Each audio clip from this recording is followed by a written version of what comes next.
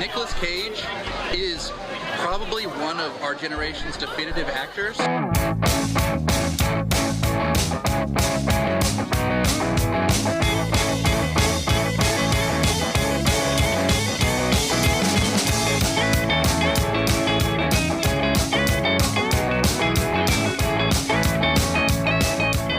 Hello and welcome to Cage Fighting. It's your main man, Andy Gillard here. Hope everyone's keeping well right now. Buonasera, everybody. Matt Guy here. Hope everyone's spectacular. Spectacular. Very good. Hello, everyone. How can you not be spectacular, then? It's August. It's a great time. I've been to a canal festival. I saw that today. I thought it was just going to be a load of, boat people just lined up, like when you get the Lotus Club meeting and stuff like that, like boat wankers, like getting all excited over their rods and things. But the fella, there was like proper tents and everything on the car park. I was quite intrigued. Not intrigued enough to go and have a look, but I walked past it. Well, I wonder if I have like real vivid memories of back in the day being in Wensfield High Street, and there would always be a demonstration of what to do if there's a chip pan fire. And I wondered, do they exist around the rest of the world, or is just Wensfield a hotbed for chip pan fire related injuries? And I always remember them being like, don't throw water on it, it's got to be a damp cloth and all these kind of things. And then they had like the fire brigade and everything there, and it proper brought me back. They also had the band.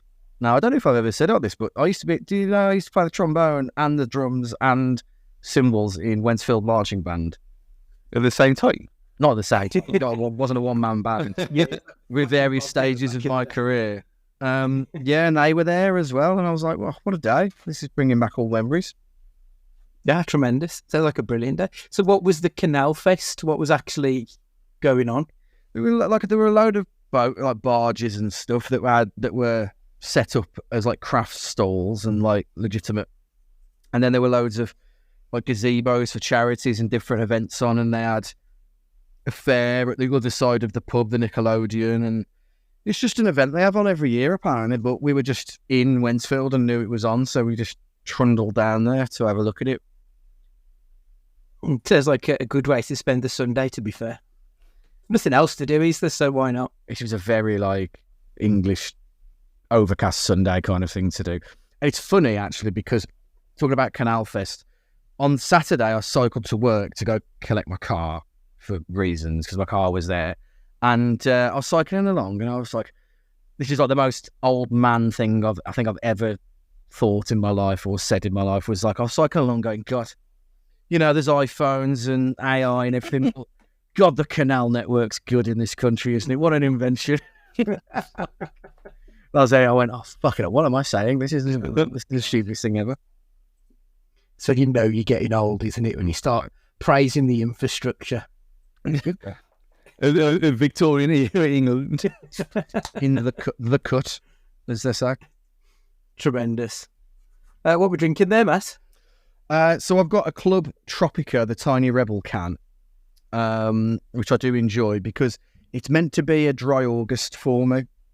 But right, I've doubled back on myself, because I'm going to say something now that really annoys me when people use the term that they are sober when they're not an addict. There's something about it that, I'm like, is that a thing? Sometimes I don't drink for 2 weeks, but I don't call myself 2 weeks sober. I just haven't had a drink for 2 weeks. And I thought, I'm only doing dry January because I drank so much in July. But then I've realised I'm drinking just as much fizzy pop, just as much orange juice, just as much everything else that's equally as bad for you. It's not because I was only not drinking because I didn't want it to be unhealthy, not because I thought I had an alcohol problem. So I thought, oh, fuck it, I might as well have a drink. If I'm going to drink Coke all day, I might as well have a beer as well. Apparently, it's a sign of alcoholism if you need to have, if you have to do dry January, dry August or whatever. So yeah, apparently if you feel that you need to show the world that you're not an alcoholic by having a month off it, that's a sign of being an alcoholic. So don't really see how that works. Yeah, because if you weren't a real alcoholic, you wouldn't be able to do that. Exactly. It makes no sense to me, but that's what the the doctor say. Cheers, boys. No, So Matt's doing his part then. I mean, I had 40 points in Whitby for them 7 days I was there. Obviously spread out, so it's a sensible amount. Yeah, I mean, 40 pints. I bet you weren't drinking much else other than alcohol, were you? Well, no, I had one bottle of Pepsi Max Cherry in the house. But obviously the rest of the time I thought you were going to say I had a bottle of Prime for some reason. I don't know why. No, it doesn't taste of anything. I don't understand. It's just marketing stuff here. I've not drank it. I'm not drinking that piece. They had it on offer. They in B&M, so I thought, oh, why not? And literally, why not? You might as well just go and drink tap water. Pointless. But no, I had my big 2-litre bottle of Pepsi Max Cherry, and the rest of the time I was on the beach or doing something else. So I just the old blackcurrant squash was order of the day, and a few cups of tea, which is what I said when I on the whole week with having one cappuccino, because I don't drink coffee unless I'm at work or sometimes when I'm at home now. And it doesn't bother me. It makes no difference. I just carry on as normal. But to prep for that, I knew that was going to happen. So I think I went and probably about 4 pints throughout the whole of July. I just didn't go out. But that's mainly because of a kind of clothes fitting issue rather than health. Because there's obviously cause and effect going on there when you nearly hit 40. So, although I did come back and I've lost half a stone, amazingly. So, there's that. But yeah, you can't be an alcoholic if you have time off. It just doesn't work. No, I'm in agreement.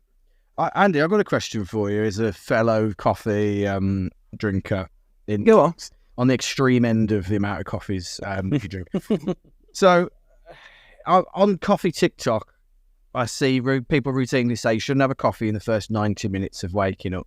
It has an adverse effect on you in terms of your day, in terms of like keeping you awake. It does nothing in terms of waking you up and stuff. But you and I drink coffee for taste as well as anything else. So do you feel any different if you don't have a coffee in the morning compared to if you do? Everything takes even longer if I don't have that coffee. So like just getting up to speed and stuff. They say it doesn't have that impact, but maybe it's just like psychosomatic, but it absolutely does have that effect on me that I feel like I'm now ready to get stuck into work and can motor through the caseload and stuff. So I do dispute the theory of it.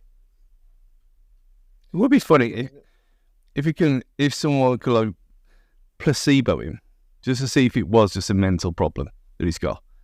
That if you could find a substitute that didn't have any caffeine in it whatsoever and it tasted exactly the same, and the same thing happened, that you motivated for the day.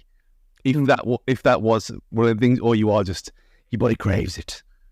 Can we sneak in Mission Impossible style and slip some decaf beans into the 1 cup machine? Like, I like to think that I could probably tell the difference, but like it has got to the point where it's a bit of an obsession, and I don't know if it's just a case of it's just motor function of pressing the button and getting the coffee, getting the black gold come out of the bottom. I don't know if it's just that at this point. Like the mouse in or the rat in Lost with Desmond. You train it over and over again, and that's all functioning like. Yeah, that's it. Like I've replaced, so I'll only have like 2 proper coffees out of the machine during the day, and then I'll just drink the bog standard, freeze dried shit. But I've replaced that with normal, with decaf now. So I have like reduced my caffeine intake, and I'm better. But I am having a double to start the day, and then a double extra large at around 11ish, just for funsies. So it's funny because me and Sam went for a meal for my birthday a couple of weeks ago, and like we have this lovely beer. It was about 9 o'clock in the evening. She looked at me like, "Do you want a dessert?" And I was like, "I don't fancy nothing majorly heavy, so I'll just have an affogato, which is just ice cream and a fucking double espresso poured on the top." And I was just eating it, and I was like, "This is it." And it's just a thing in restaurants, isn't it? Oh, dessert or coffees for the table. And like, in what sensible world would you have a fucking, like, just injection of caffeine, like just before you finish a meal, just before you go to bed. I know it's like a digestif, whatever it's called, like to cleanse the palate or whatever, but it's just like it's just madness, isn't it? Really, unless you're going clubbing or something. That's it. The only time I've done that after like 10 o'clock is when I went to see the Batman versus Superman Dawn of Justice, because it was a midnight showing and we had Man of Steel before, and then at 1 minute past midnight the next film started. So that's the only time I've done it, was to like power through till 3 a.m. in the cinema. And like I just didn't fucking sleep that night because I was just racing my tits off on a double espresso. Like, it's not a clever idea, is it? Well, to be fair, I did yesterday have a caramel latte because I was flagging before the Joshua fight. I thought, oh no, just a little bit. It probably make it no difference whatsoever, but I already had like 3 cups of tea yesterday watching the football all day. And I thought, oh, why not? So I thought, well, I have got some pods, I'll treat myself. I don't know if it made any difference, but obviously what happened later on doesn't. I didn't get any sleep anyway, did I? So there we are. Well, that whole of it was shit, and no one sent me to sleep anyway, but there we go. It looked like a proper punch as well at first. And then I got my phone out to record the replay to put it in the group chat, and he got bitch slapped him and he fell over. Terrible. Speaking of coffees, whilst we're here, there was one I was going to mention to you. I may as well do it here because why not? Clotted cream fudge cold brew at Starbucks. Let's go, baby. Firstly, what do you think of cold brews and clotted cream in there on top? Like, I'm a bit intrigued by it. I think that's a good thing because I was in Starbucks today, but the one at City World, and they never had that, which is a shame.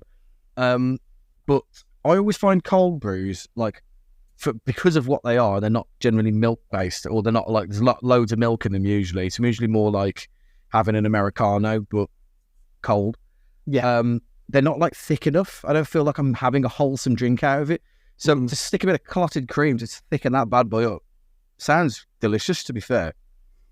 Yeah, I think I might have to take one on next time we're at the cinema. But the only cold brew I've ever had was when I was in Brooklyn, which is like the hipster's heaven, and it's proper hipster drink at the moment, isn't it? But like you say, it's like drinking water, but coffee flavoured. It was fucking rocket fuel because it was their extra strength one. I thought, okay, great way to start the day. Loyal listeners, we will get onto the film in a minute, I promise. But I've got to tell you something about, you know what's really big in coffee these days, which is the most bizarre fucking thing you've ever heard of. People are getting whiskey ice balls that like you freeze, and then putting them on like an attachment that like slots underneath your coffee dispenser thing. I can't remember what the word's called. So basically, your coffee drips onto this cold ball before it then drops into your espresso glass, and it's meant to like keep some of like the, and I'm using quotation marks here because of how silly it is, like the volatile flavour of the coffee. It's meant to like make it really intense and stuff. And I was like, the world's just gone mad, isn't it? Like I'm there with my little my beginners, my first coffee set that I've got in my house that I'm using. I'm like, God, I really want to get like a new machine. And then people are throwing whiskey frozen balls at it and like all this electronics and stuff. And it's just a mugs game, I think, in the end. Yeah, literally. Yeah. Well, that's not a new thing though. My nan used to do that. We used to freeze little ice cube, like, you know, the tiny ice cubes, not like the ones that you have like in a old fashioned or something like that. Or the one down from that, like the smallest ones that you get, they've got like 8 rows. She used to do that with whiskey. She'd put it in, freeze them as a block, and then put it in a cup and have a cup of tea over the top of the ice whiskey. And it'd melt it straight away, but it apparently didn't mess with the flavour of the tea at the same pace as it would if you just poured it in like a deviant. I don't know. Oh, well, we were doing this like we were 13 years old, so. But yeah, I hadn't thought about that for a long time. Yeah, but this is not it. It's the same thing, we always say. Things from the past are new again. You know, here we are again now, and it's a hipster thing that you've suddenly discovered on Coffee TikTok, which is actually what pensioners in Wolverhampton were doing like 30 years ago. That is the influence of the old age pensioners on Brooklyn hipster scene. Excellent. Right, yeah, the film, right. Sympathy for the Devil. It's only been out like a few weeks at this point. It's not even been out a full month. I think we all saw the trailer when it first came out. Stu, going into this film, what were you hoping for? What did you think it was going to be? Chaos. Obviously, I did watch the trailer. I saw the poster, and that was enough for me. Just looking at him and the synopsis of it, I thought, well, we've never really seen him playing a villain that often, so I'm actually more intrigued than I normally would be for this kind of thing, and I wasn't disappointed. Matt, what about yourself? What were you expecting from this one? Yeah, just like Stu, I was looking forward to seeing him play the bad guy. Like, he's played the anti-hero before, and he's played, the villain in a couple of things, but it's been a while, at least from what I can remember. So yeah, just looking forward to something a little bit different outside of Unbearable Weight and Pig and some like the big films that have come out recently. Just knew straight away this wasn't going to be like a big budget, big Hollywood blockbuster film. So some of the things that we've seen that were quite a little less understated, a bit more understated, they've been ticking the boxes recently. So yeah, I was looking forward to it. And I'm a big fan of Joel Kinnaman as well, to be fair. So it was like, I was intrigued. Joel Kinnaman, I should point out, he's also in this. House of Cards, RoboCop, Suicide Squad. I really liked him in Altered Carbon, but I think I might be the only one because I don't know anyone else who even saw it, and those who didn't seem to enjoy it. Yeah, I saw the first 4 episodes and gave up, which is rare for me, especially for something as nerdy as that was. I thought it was sending me to sleep. It was so slow. I quite enjoyed the first season. I didn't bother with the second, I've got to be honest. It didn't feel like it needed one. That's exactly the same. I really liked Altered Carbon, to be fair. I just, it's completely slipped under the radar. I don't think anybody knows it even exists, just in the recesses of Netflix. I saw him in The Killing. Yeah, I remember him in that as well, yeah. That was the first time I seen him in anything in The Killing, which was apparently a remake of a Swedish thing, but it was actually really good and not terrible like the Tunnel or whatever that Sky thing was. No, that's the other one. That started off really good, and then it got less so as it went on. Yeah. Mm-hmm. The other names involved in this, there's no other named actors, to be perfectly honest. So we look to the director, who is a Yuval Adler. I've no idea who this guy is. He's done 3 films other than this one, and I've never heard of any of them. So, make of that what you will. But in those films, he has worked with Joel Kinnaman previously. He worked with Noomi Rapace, Martin Freeman, and Diane Kruger. So even though these films are complete unknowns, he's worked with some fairly big names before, which surprised me a little bit. And the other name on this one, it was written by Luke Paradise. This is the first script which he has actually produced, but he does have 8 other films which are currently in production, which seems a ridiculously high number. But most of those films don't have anybody attached to them, so whether or not it's a case of they're speculative scripts and we'll never see them, who knows? So, IMDb describes this film as, after being forced to drive a mysterious passenger at gunpoint, a man finds himself in a high-stakes game of cat and mouse where it becomes clear that everything is not as it seems. So the film begins with Joel Kinnaman's character, the driver. He's leaving his kid with family so that he can rush to the hospital as his wife is currently in labour. When he finally arrives at the hospital, the car park is busy. He's waiting for a car to leave so that he can pull up. He spies Nick Cage's character, the passenger, in a waiting room. The room is green and he's wearing all red. I don't know why, but it looked like a very 90s Nickelback video almost. I don't know what it was. When the driver pulls up, the passenger jumps in and pulls a gun on our man. Tells him to drive. I usually like to call the characters by their names, but I'll be honest, I'm not going to keep calling them the driver and the passenger. They're going to be Kinnaman and Cage throughout this one. They're driving down the strip in Vegas. Somewhere Elizabeth Shue is bumping into an alcoholic on the corner by a casino. Yeah, there's some actors like, trying to think. So Woody Allen, you associate Woody Allen stuff with New York. But with Nick Cage in Vegas, that just feels right to me. There's something about it where they just mesh nicely together, don't they? There's like this toxic mix of showbiz meets sleaze meets almost a carny about Nick Cage in some of his roles, and that's like Vegas in a nutshell, the glitz and glamour but with a seedy underbelly.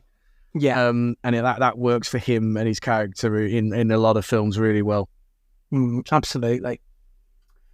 There's not really much talking going on in the opening of this film, other than the odd direction here and there. Cage tells Kinnaman to save his begging and pleading bullshit, though. He basically doesn't give a fuck about Kinnaman's wife and children in this. Eventually, the pair stop off at a gas station. Kinnaman tries to get help, but Cage is showing that that's not going to work. He's the one with all the power here. After a little more driving, Cage reveals, "You remind me of someone I knew in Boston. He used to drink a bottle of Glenlivet in a night." But Kinnaman says that's not him. He's only been to Boston once. Cage coughs. Immediate flag that he's going to die. Like you don't cough unless you know that person's going to die. Even a little bit of a trope, but you know we aren't talking about a big budget film here, so not overly bad on that one. That's 20 minutes into this film. I felt like the first 15 minutes on this was super slow, but the last 5 minutes when we started to get a bit of dialogue going between the two, seeing Cage flexing his muscles, and there's a bit where when Cage was telling some story and Kinnaman interrupts him, and Cage just loses his rag. We got that crazy Cage that we like in these kind of films. So, like, it's a straight-to-streaming B-movie, but I am interested 20 minutes in. It's got me hooked at this point. Matt, how are you feeling at this point? So I am interested. I want to know what's going on, what's Cage's motives, what is Kinnaman's character hiding. Is it blatantly, is these films are never as like simple as man is a hostage and that's that. But I felt throughout it there was a constant like, if you could have had the like director commentary on in the background, it would have been like hey, are you paying attention? Look, he's got no fuel in his car. Wait till that makes a point later on. Hey, have you noticed that there's this XYZ? Hey, have you seen that there's no substitutions on the menu? Hey, it's like it screamed kind of save this for later. There was no subtlety about it at all. It was like I don't know. It felt a little bit forced, that kind of stuff. But yeah, I was interested in what was going on. I wanted to know how it was going to progress, and you know, it was a bit slow going, but at the same time, well, to be fair, knowing it was like a 90-minute film, it was a kind of case of, well, get a move on because you've got a story to tell here. But then kind of 45 minutes in, I was like, oh, this has got to the point where I thought this would be over now. How are they going to fill the rest of this 45 minutes? Stu, how are you finding it? I mean, on that thing about the telegraphing, I don't think it would have been so bad if they just showed it once. Like the gas gauge. They showed it once, and then he looks scared. And then they show it again, and he looks scared again. And then it's mentioned, and it's the same with the no substitute thing later. It is like rammed down your throat too much. But only just. It's like one too many in that kind of thing. But go back to the first 20, 25 minutes.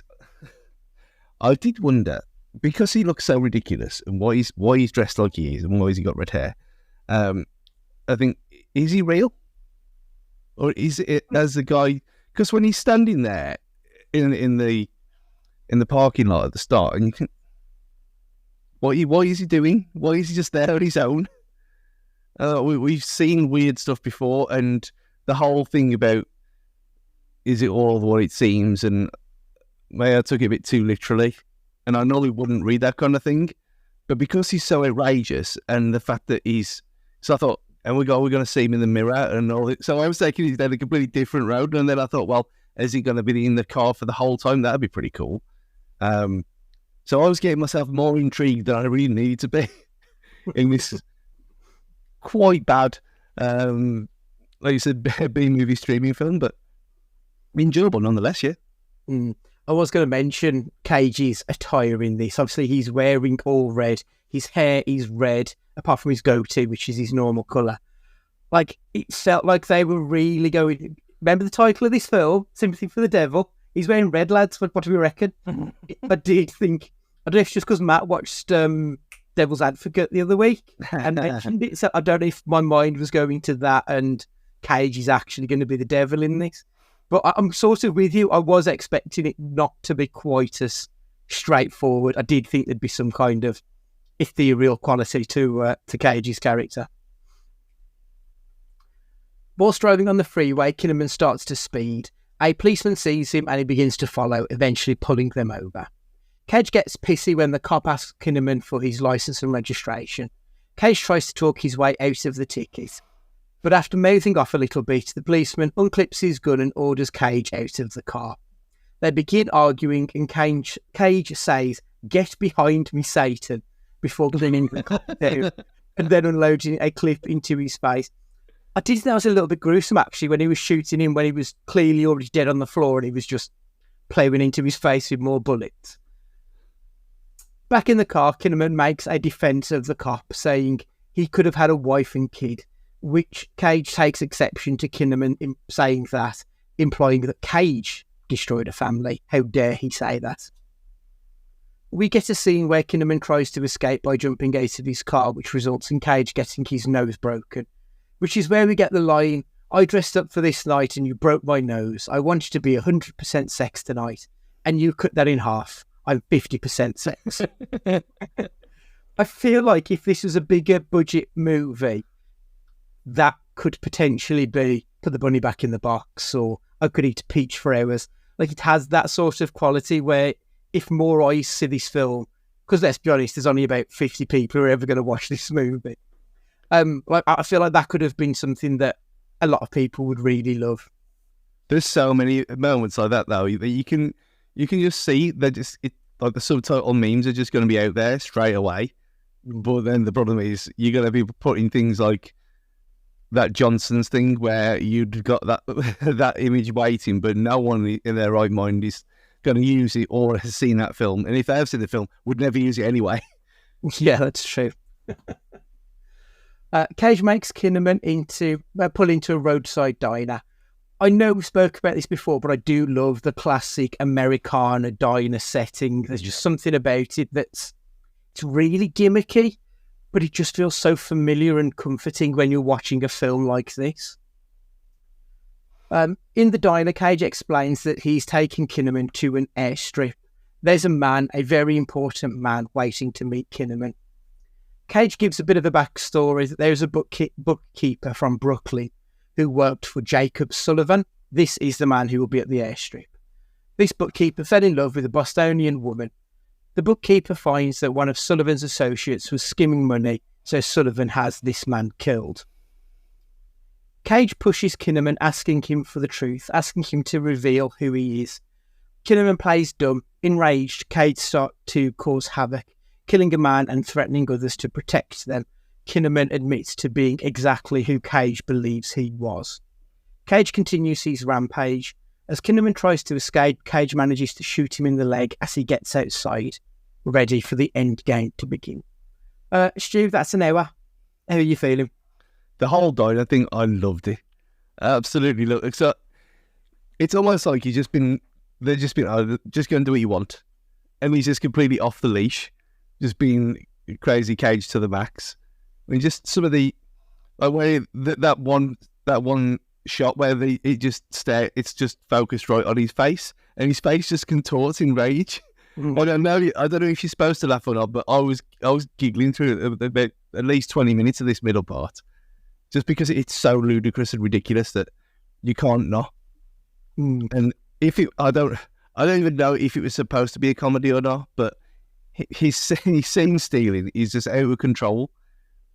And considering you've got other people in there like Joel Kinnaman, he's pretty standard. He does a decent enough job, and we'll get to it after. But the whole thing where he's kicking the most indestructible table leg in the world to get the handcuffs off, that whole thing, I thought that was pretty well done. And then the whole thing about the cheese, and I unashamedly loved the whole diner scene more than anything else in the entire film.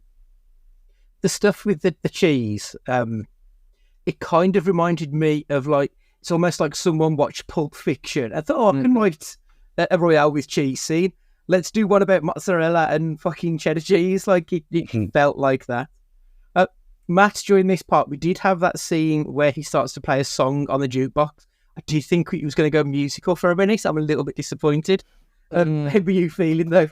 I mean, I did like it, kind of ramping up the random factor of it, and then we were hit with another majorly unsubtle devil reference with the flames in the background while he's there standing in his stupid red jacket, looking like the Halloween horror episode where Ned Flanders is the devil. Like, it's just it was as subtle as a freight train, wasn't it? Like, everything about it. But it was good, and the thing was, because he shot the hillbilly and because he shot the cop, I thought there was a chance he was going to shoot the mother and daughter. If he had not shot the cop, and if he had not shot that, and then that was the tension. Oh, is he going to shoot the mother and daughter? You'd think, well, of course not. He's not a monster. He's just but actually, because we've seen him be a cold-hearted dead killer, it did build a bit of a tension, and I thought, oh, where's this going? Like this. So that was a good thing. It was just, but yeah, the intensity of that was definitely the highlight of the movie, to be fair. That whole kind of maybe 20-25 minute sequence of it. Yeah. And the other bit where he goes chasing after her into the toilets as well. And because she's honest with him, he just leaves her alone. Yes, because she'd been nice to him. Like, he's like, okay, fine. But again, you had that moment where the camera was trained on his face, and like, you couldn't quite. It's almost like he was an alien. Like, it's like he was a devil trying to work out human emotion almost. Yeah. I really liked that you could see the battle going on in his head. I thought he did a tremendous job. Like, I don't know if the film deserves the performance that Cage did, but it really gave it socks. Right, okay, so getting back to it, the real game of cat and mouse now begins. Kinnaman is hiding amongst the trucks in the parking lot. Cage is chasing him, throwing Molotov cocktails at cars as he goes along. Cage finishes up the story that he began in the diner. When the man was killed, the bookkeeper's wife returns home and witnesses the execution. The wife becomes a liability, drinking and telling people all about this murder. This woman was Cage's wife. Cage reveals that when things started to go sideways, he got a call from James Levine. This is who he believes Joel Kinnaman's character to be. Kinnaman jumps Cage. They start to fight. However, before Kinnaman can end it, Cage points out they know his wife is in labour and which room she's in. He will kill her if Kinnaman doesn't do as he's told. So Kinnaman agrees and gets back into the car. Cage finishes the story. His whole family were killed by Kinnaman. Kinnaman says that he's not James Levine, actually. He's really David Chamberlain. Cage rages, which starts him coughing again. Almost forgot that Chekhov's gun from the start of this film. Kinnaman guesses that Cage has cancer, and this is his final hurrah.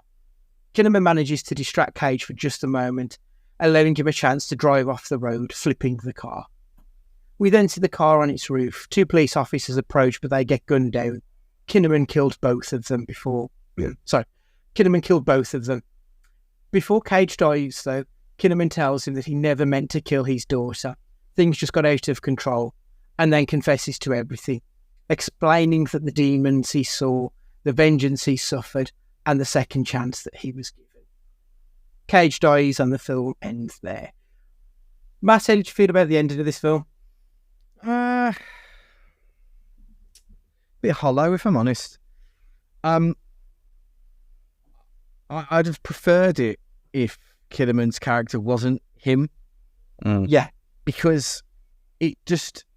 everyone's so unlikable by the end that, like, no one deserves a happy ending, and nobody got a happy ending, really. And it just didn't... I don't know. It wasn't a shock or a swerve that he was who Nick Cage thought him was. Like, this wasn't like a lucky number 11 ending. It's just, oh, okay, so he was who he thought he was, and yeah, he's kind of justified why he's wants him dead. Okay, oh, and now the film's ended. Like, it didn't... They needed... that's the twist that they were going for. It wasn't much of a shock. So it felt a bit flat, if I'm brutally honest. Yeah, I completely agree. we knew where it was going from the start, I think, and it didn't really deviate, which I think like it could have done quite easily, because there's not high stakes on this film. They could have tried something, and I don't feel like they really did. Stu, how did you feel about the end? I mean, they spoiled it by the old name of the film. So, Yeah. so well, okay. The guy, he's got red hair, he's got a red jacket on. We're going to feel sympathy for him. How is this going to happen? Oh, okay. And there you go. Like, they've named the film what it's about. And I don't know if it's kind of like asking too much for something like Inception spinning top kind of ending, where he doesn't sit there trying to convince him get back into character. I am David, where he's rocking himself back into character again by the car, and turned into a bit of a wallflower again. Yeah, I think that's pretty right. Flat is kind of it. I think because you did have the middle part that was so amazing in the diner that it kind of almost couldn't live up to it, other than the Molotovs and the more madness. But I'd kind of liked it not resolved either way. Just for a kind of discussion point of view, not just it's trying to be too arty. I think it would have been better. Yeah, I think that'd be a good idea. Actually, they could have left it with Cage still alive, and who knows what's going to happen next. They could have done something other than what they did, I think, in the end. But never mind. Right, so the budget on this one, I had to do a bit of digging around, and according to filmonclick.com, which I've never heard of, they said that this had a budget of 30 million, which I'm not entirely convinced about, but that's the only one I've been able to find. According to IMDb, the box office, $123,000, obviously heavily caveated that it didn't really get a proper release schedule. I think it got like a weekend run in the US and then went straight to streaming. So the film was released on the 28th of July 2023. The international box office for that weekend, in order from 1 to 10, Barbie, Oppenheimer, Creation of the Gods Part 1, One and Only, Mission Impossible Dead Reckoning, Haunted Mansion, Chong-on San Wan Lee, Elemental, Talk to Me, and Sound of Freedom. Now, the whole Sound of Freedom thing sounds bonkers. It sounds like it's just full-on Trumpers fan fiction wank material. I kind of want to see it. I really want to see it. I can't get hold of it anywhere, though. It's blacklisted even from Pirate Bay. All of the like legitimate critics who spoke about it have just said, to be honest, it's just a boring film. But I think it plays very much into the right wingers' ideology of, saving kids. But whatever. What did surprise me though in the top 10? 3 films in the international top 10 were Chinese movies. Like, you can see why studios and Hollywood have bent over backwards to try and include Chinese characters in films and stuff now. I remember there's some Marvel films which, when they released in China, they'd got 2 Chinese characters, 2 Chinese actors, just to randomly appear to try and appeal to that market. So if 3 films can break the international top 10 just in China on its own, like, that must be an absolute powerhouse of a cinematic, well to tap almost. So that's quite incredible.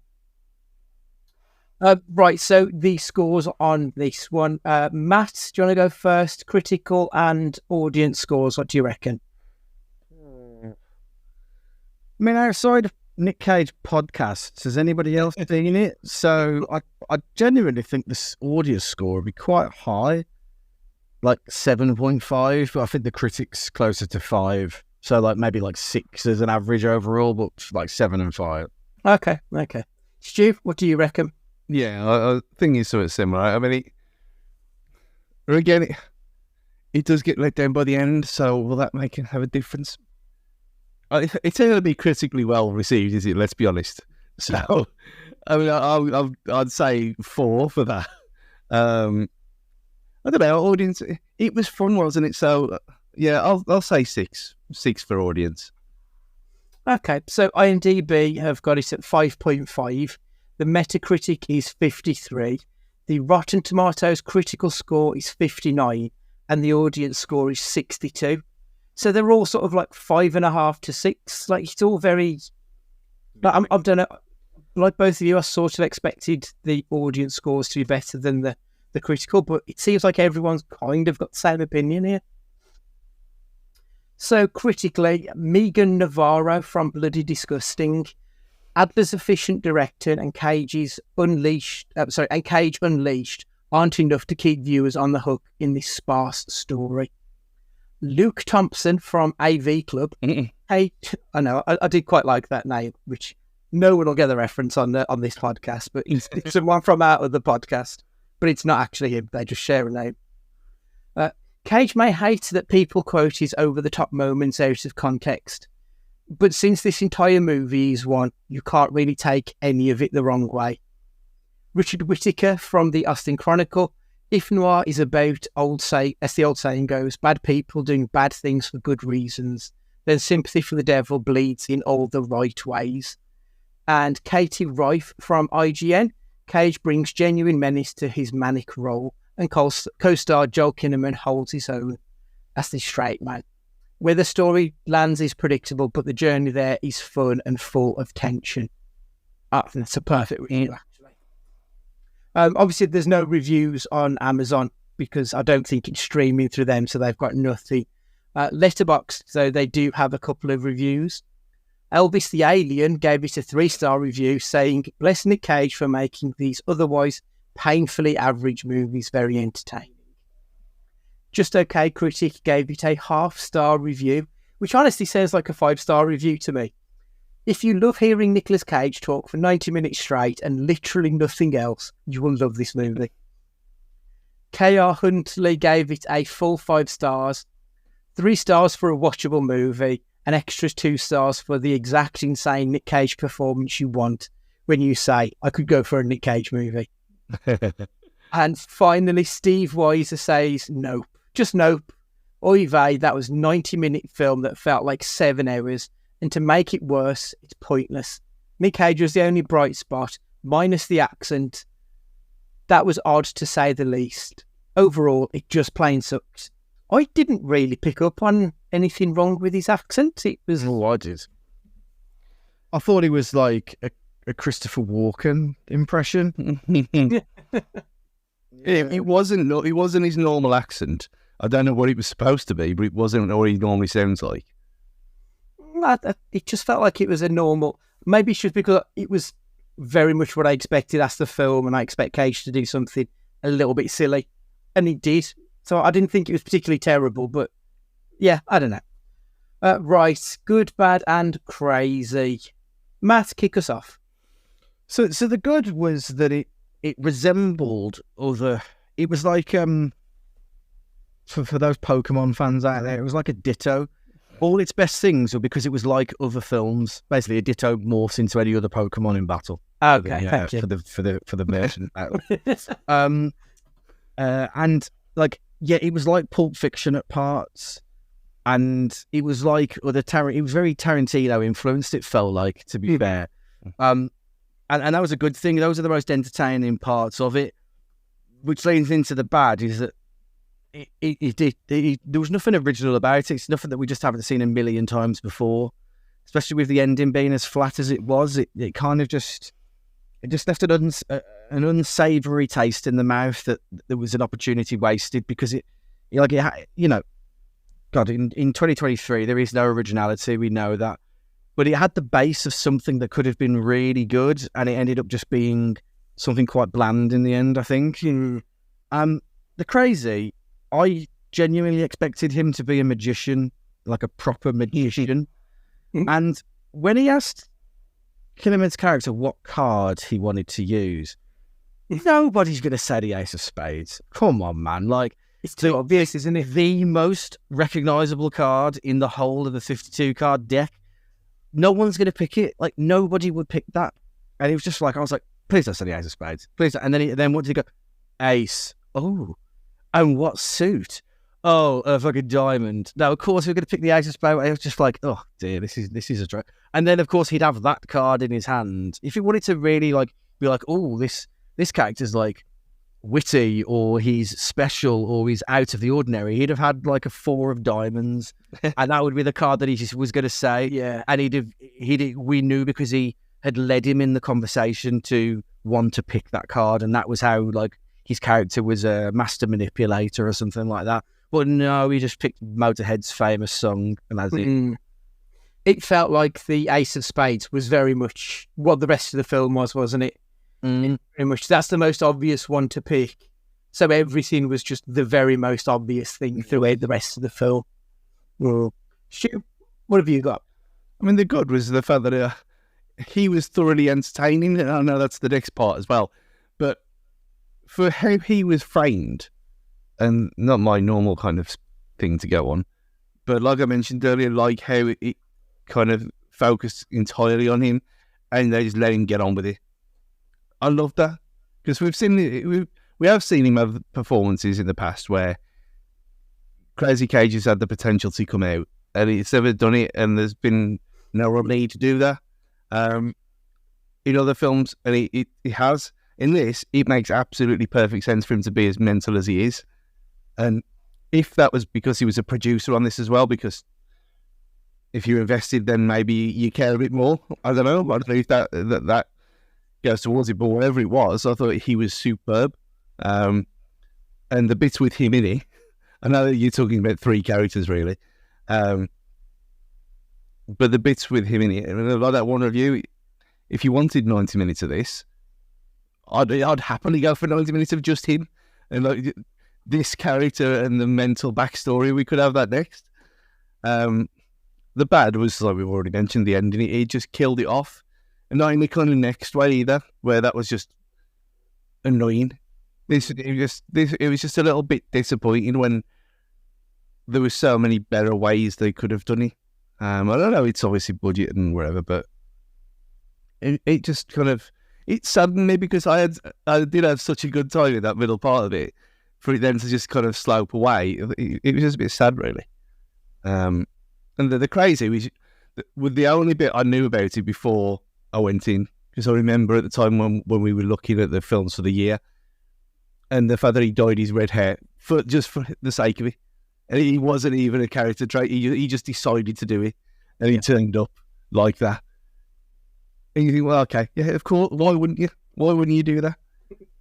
I mean, that does go to speak about how invested he was in the film, doesn't it? If he just decided, oh, this character's got red hair, and then doesn't tell anybody, which you'd think as a producer or scriptwriter or something, you'd be a little bit perturbed, like, why the fuck's he done this without being told? But, like, fair play to him, because I think he did work on the character quite a bit.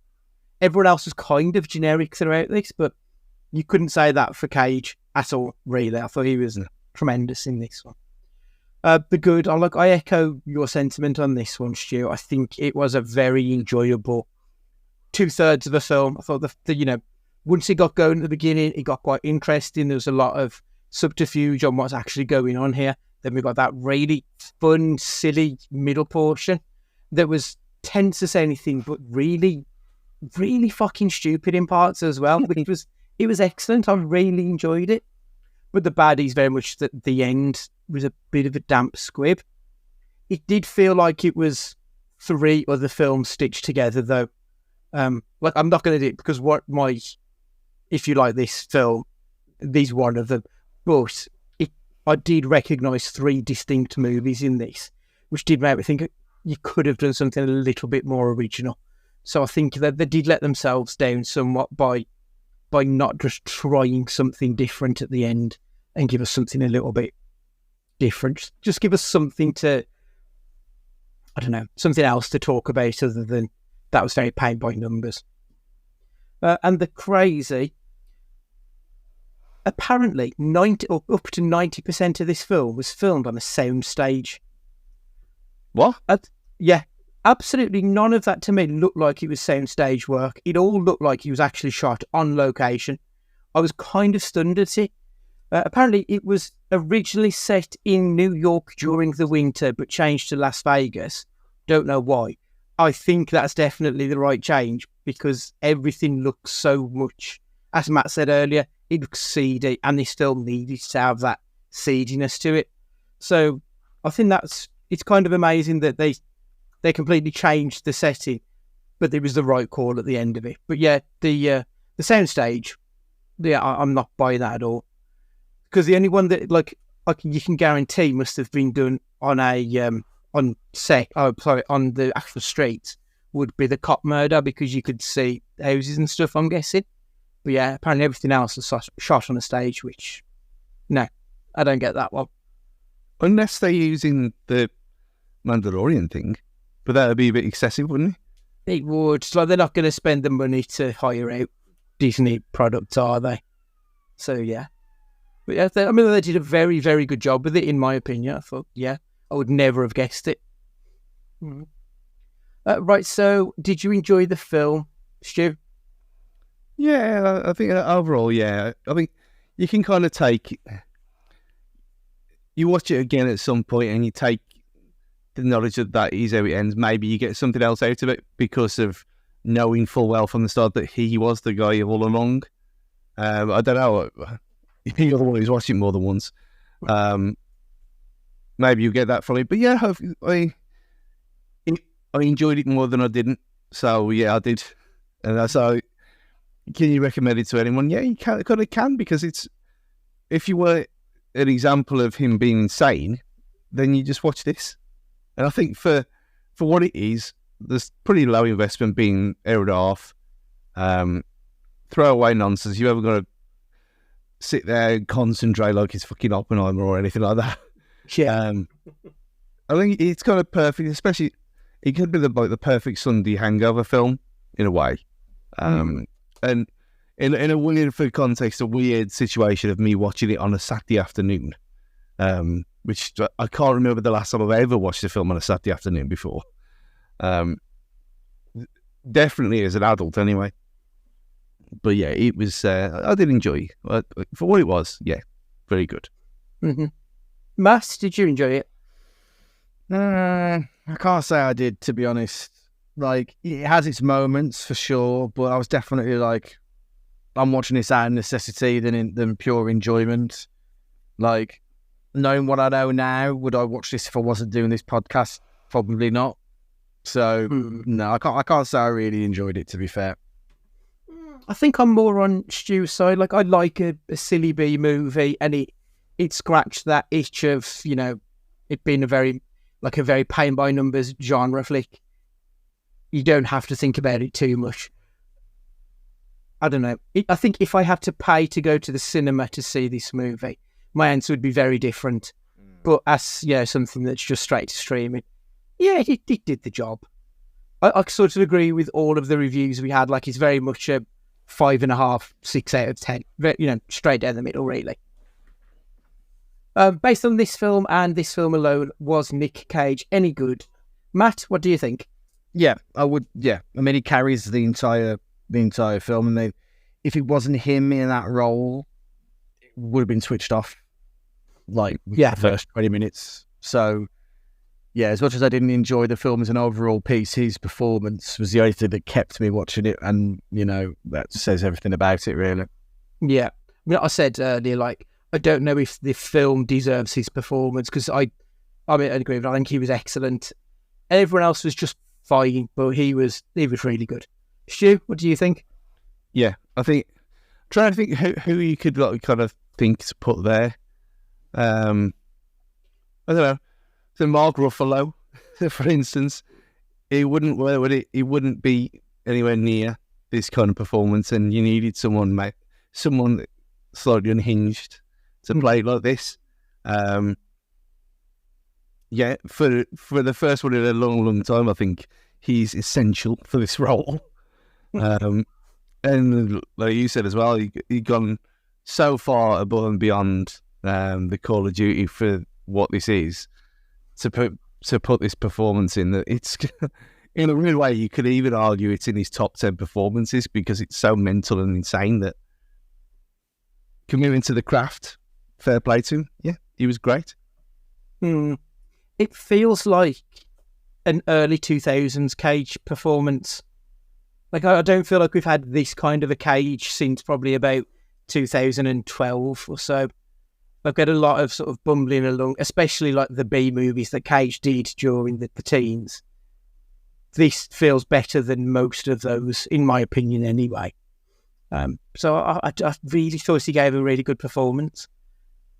It's kind of wasted because no one's going to fucking see it. But there we are. Right, the final question then. I want you to finish the sentence. If you enjoyed Sympathy for the Devil, you may also like... Stu? When the obvious one is Collateral because it's the same film. And even the shot from outside the car where you're just looking at his face and the reflections, I thought, well, this is just Collateral, which is obviously a better film than this. It's not as fun. So there you are. You take your choices. That's very true. Matt, what would you recommend? In the spirit of a seemingly good guy caught up in the wrong place, wrong time, Phone Booth. Oh yeah, I love Phone Booth. And that does have a decent bit of a kind of a twist to it and tension and everything else, and a good escalation as the film goes on towards the ending. You know, it's not a fucking classic, but it's certainly worth a Sunday afternoon watch after the 5:30 kickoff or whatever it is. You know what I mean? It's definitely a film to ease you into the harrowing realization of a Monday morning at work. God, I don't want to go to work. But yeah, Phone Booth, definitely worth a watch if you've not seen it. And classic kind of early 2000s. Is it Farrell? Yes, Farrell, Kiefer Sutherland, yeah. And it's Joel Schumacher, who obviously we've done some of his worst films with fucking Trespass on this podcast. So yeah, it's nice for him to get mentioned in a positive way for a change.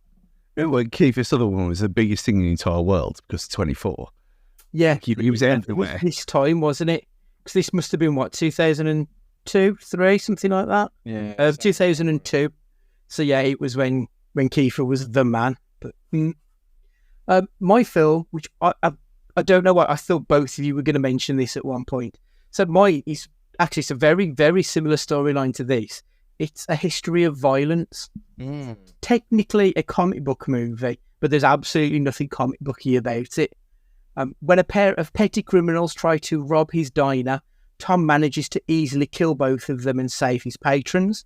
When this story hits the news, a threatening stranger, Carl, arrives, accusing Tom of being a missing Philadelphia mobster.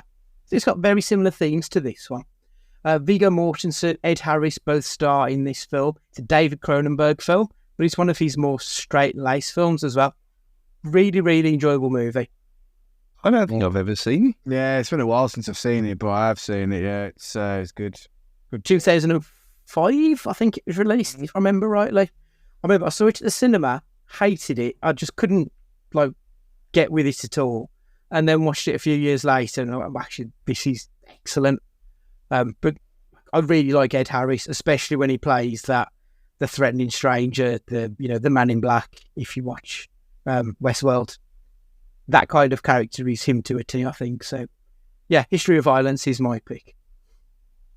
Right then, that's another Nick Cage movie in the record books. If you've seen this one yet, or any of the others we've ever spoke about, get in contact, cagefightingpod@gmail.com on the email, or the socials @cagefightingpod. Please make sure that you're subscribed on whatever podcatcher that you listen to us on so that you don't miss a darn episode. And if you could leave us a review whilst you're there, we would love you forever. So finally, thank you very much for giving us your time this week. If you could spread the word to your friends, that would be fantastic. We'll be back next week with a music cast. That'll be Mr. Matthew will be taking the reins on that one. And for this week, Matt, would you like to say goodbye? Ciao, everybody. Have a spectacular, splendid, profitable week ahead. Up the walls as well, going into the new season. Stuart, I will see you tomorrow for a beer on the concourse, no doubt. Oh, absolutely. Cheap beer up there. And this is yet again another film that mentions cheese and doesn't mention the evil that is Red Leicester. So that's always a good thing. Goodbye, everyone. I don't know what you don't like about Red Leicester. It's pointless. There's no reason for it to exist. It's just waste of space. But I mean, fucking Cheddar, it's the dullest cheese ever. Yeah, but it again. Think of the pensioners. They need something that's not going to make them shit their pants. Right, it's goodbye from me, and remember, I wanted to be 100% sex tonight.